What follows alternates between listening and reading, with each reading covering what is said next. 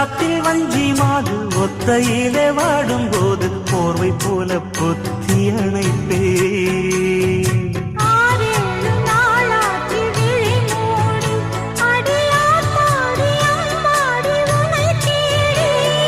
நீதானே மானே என்